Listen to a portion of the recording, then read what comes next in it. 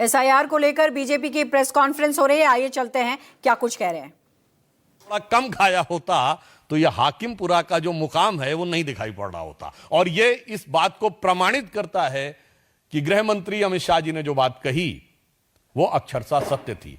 फिर भी किसी को शक व शुबह हो तो बांग्लादेश का एक सांसद तक बोल चुका था कि यदि बंगाल में भाजपा की सरकार आ जाएगी तो बहुत से लोग वापस आने लगेंगे।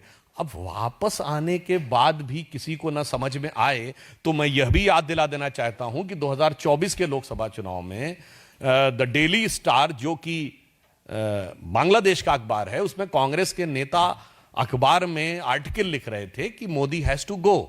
तो मैं पूछना चाहता हूं, चुनाव भारत में हो रहा था, बांग्लादेश के अखबार में क्यों आर्टिकल लिखा जा रहा था कि मोदी हैज टू गो?